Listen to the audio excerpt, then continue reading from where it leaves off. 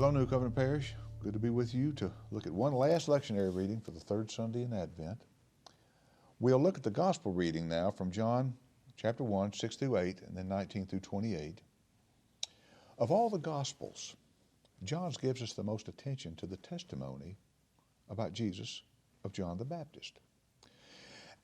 And despite the emphasis on John, the thing you notice most when reading this is not the positive things John says about Jesus, but the negative things said about John, both by the narrator of the passage and the words of John the Baptist himself.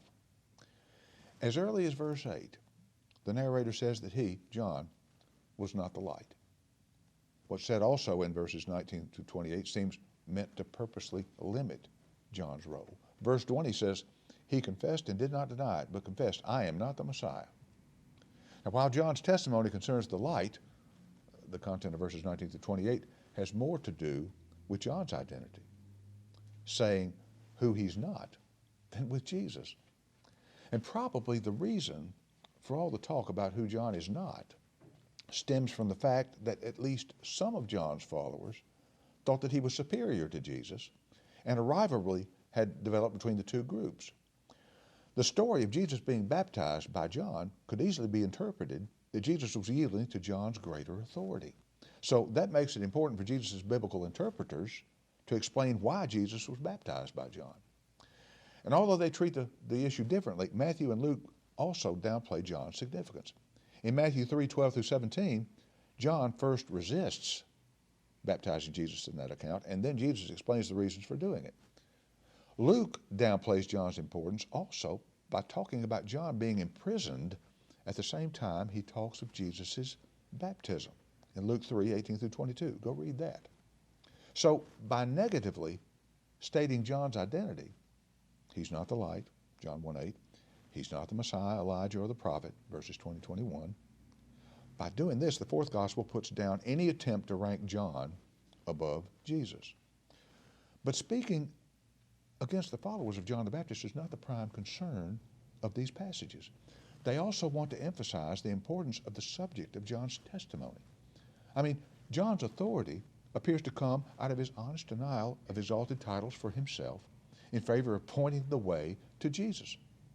All through the fourth gospel, people who encounter Jesus serve to reveal his identity in different ways, but not much is revealed about their personal identity. And the treatment of John here is just an extreme example of this. Theologically, in this gospel, the primary function of John the Baptist is to be pointing always away from himself and toward Jesus. John's rejection of titles for himself serves as a prelude to his testimony about the one who follows him. Among you stands one whom you do not know, the one who is coming after me. I'm not worthy to untie the thong of his sandals, it says in verses 26, 27. Also, just before our reading, John identifies Jesus as the Lamb of God, and in verse 34, he builds on that statement by saying, I myself have seen and have testified that this is the Son of God. And that, of course, is the powerful testimony to the light. Verse 7 says John was sent to proclaim. And notice that John the Baptist's testimony about Jesus is a little different than what Mark's account tells us on the second Sunday of Advent. Right here, primarily the difference comes from when John says here, he says that the one who comes is one whom you do not know. This introduces an important theme in the Gospel of John, because reading through John's Gospel, you can see over and over Jesus presented as someone people either do not know or do not understand. Nicodemus in chapter 3, the Samaritan woman in chapter 4. They understand his words, but not their meaning. In chapter 11, the high priest understands Jesus only as a threat to the status quo, which serves the high priest very well and other priests. In chapter 19 through 22, Pilate gives Jesus the right title, King of the Jews, but he gives it to him for the wrong reasons. Even the disciples are constantly misunderstanding what Jesus is saying and what he's doing. So why is Jesus so hard to figure out in the Gospel of John? I think maybe it's to keep us from being too presumptuous, thinking we know for certain how to understand him and how to follow him. and then be tempted to try to use him for our own self-serving purposes. See, as the church waits during the season of Advent, anticipating the birth of the infant Jesus, we need to think about the startling fact that Jesus continues to make his appearance in our lives and in this world in ways that are surprising, unexpected, challenging, sometimes even unwelcome, ways we don't want to see him entering. Remember, the gentle baby in the Christmas story will grow to become the one who challenges the religious authorities. He overthrows the temple status quo. He offers teachings the people find hard to understand and follow.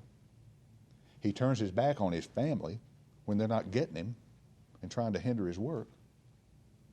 And the one who finally provokes the suspicion of a government that stood firmly against all the aspirations and values he stood for.